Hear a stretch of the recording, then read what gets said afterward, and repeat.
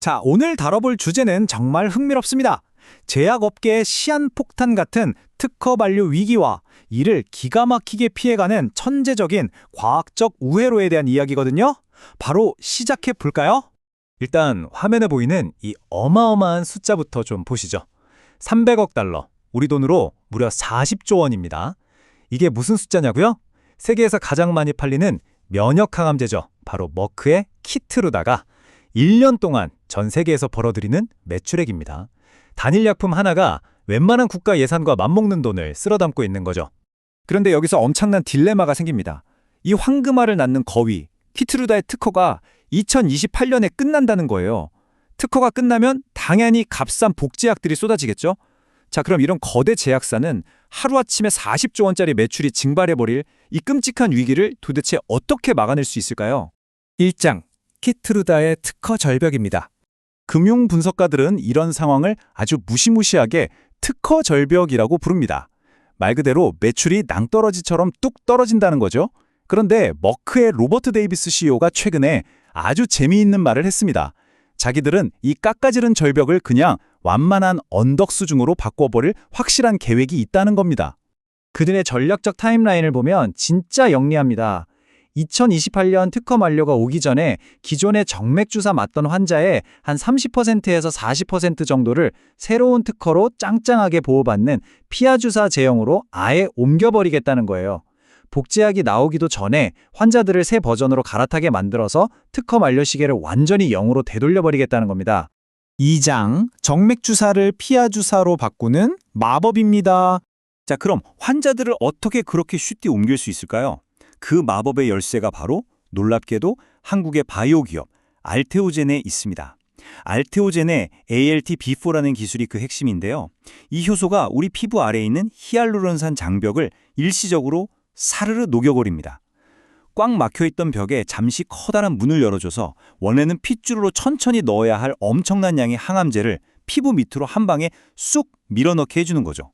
이게 왜 세상을 바꾸는 혁신일까요? 한번 상상해보세요. 예전에는 병원 침대에 몇 시간씩 꼼짝없이 누워서 항암 링거를 맞아야 했잖아요.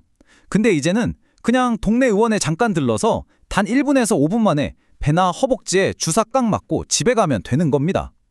환자의 삶의 질은 말할 것도 없고 병원 회전율도 대박이겠죠. 제약사는 특허까지 연장하고요. 완벽한 윈윈인 셈입니다. 3장, 바이오 톨게이트 비즈니스 모델. 그러면 이 기가 막힌 기술을 가진 알테오젠은 돈을 어떻게 벌고 있을까요? 최근 실적을 보면 진짜 헉소리가 납니다. 2025년 영업이익이 전년 대비 무려 275%나 폭등할 걸로 보이거든요. 게다가 작년 영업이익률이 57%였습니다. 여러분, 제조업이나 일반 기업에서 50% 넘는 마진 보신 적 있으신가요? 정말 상상하기 힘든 엄청난 수치입니다. 비결이 뭐냐? 바로 이 회사의 독특한 수익 구조 덕분입니다. 신약 개발의 그 어마어마한 실패 리스크를 본인들이 다 지지 않아요. 그 대신에 글로벌 제약사들이 닦아놓은 고속도로 위에 딱 톨게이트를 세워놓은 겁니다. 성공이 입증된 글로벌 신약들이 자기네 기술을 통과할 때마다 계약금 받고 임상 성공하면 마일스톤 받고 심지어 팔릴 때마다 로열티까지 통행료처럼 차곡차곡 챙기는 구조죠. 그래서 요즘 똑똑한 투자자들은 이렇게 말합니다. 이건 뭐 아니면 도식의 위험한 바이오 도박이 아니다. 이미 깔려있는 고속도로에서 통행료를 걷는 확실한 인프라 투자다. 라고요. 4장, 2%의 패닉입니다. 자, 여기까지 들으면 진짜 완벽해 보이잖아요. 그런데 지난 1월 알테오젠 주가가 갑자기 21%나 곤두박질치는 사건이 발생합니다. 대체 왜 시장이 패닉에 빠졌을까요?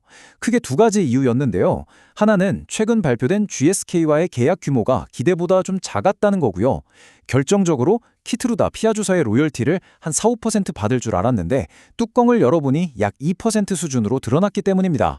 하지만 전문가들은 여기서 조금 더 큰 그림을 보라고 조언합니다. 여러분, 2%가 작아 보이시나요? 아까 키트루다 시장 규모가 얼마라고 했죠? 40조 원입니다. 40조 원의 2%면요.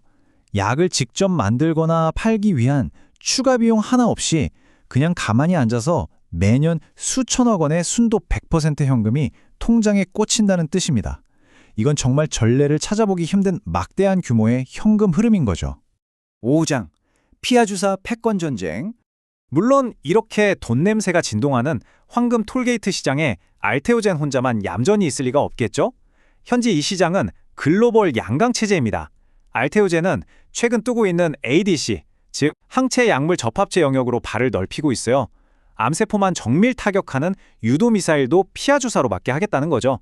반면에 미국의 가장 강력한 라이벌 할로자임은 주사의 양을 아예 극단적으로 줄여버리는 초고농축 기술 기업들을 싹쓸이 인수하면서 방어벽을 단단히 치고 있습니다. 급기야 이 두 거대 기업의 라이벌전이 법정 싸움으로 번졌습니다. 할로자임이 미국 특허청에 알테오젠의 제조 공정 특허를 무효로 해달라며 심판을 청구한 겁니다. 미래제약 인프라의 표준을 누가 차지할 것인가? 말 그대로 피 튀기는 특허 전쟁이 시작된 거죠. 6장 2026년 매크로 환경과 바이오의 위치입니다. 마지막으로 시야를 좀 넓혀보겠습니다. 요즘 거시경제 상황 솔직히 만만치 않잖아요? 2026년 다보스 포럼에서도 관세 전쟁이나 AI 투자의 전략 한계 같은 리스크를 엄청 경고하고 있고요. 이런 극도의 불확실성 속에서 이 바이오 톨게이트 기업들이 왜 이렇게 큰 관심을 받을까요? 바로 상업화가 이미 끝난 약물에 기생해서 꾸준히 통행료를 챙기는 동시에 폭발적인 성장성까지 갖추고 있기 때문입니다. 침체를 방어하면서도 성장하는 아주 희귀한 하이브리드 자산인 거죠. 수십 년 동안 우리가 병원 침대에 누워 링거를 맞던 그 당연한 풍경이 지금 이 순간에도 극적으로 바뀌고 있습니다. 그리고 그 변화의 길목에서 누군가는 천문학적인 통행료를 거두기 시작했죠. 자, 오늘 브리핑은 여기까지인데요. 마지막으로 여러분께 질문 하나 던져보겠습니다. 미래 의약품 시장의 진짜 지배자는 과연 약을 직접 발명하는 거대 제약사일까요? 아니면 그 약의 전달 방식을 꽉 쥐고 있는 톨게이트 운영자일까요? 이 흥미로운 질문을 곰곰이 생각해 보시길 바라며 저는 다음 시간에 더 유익한 내용으로 찾아오겠습니다.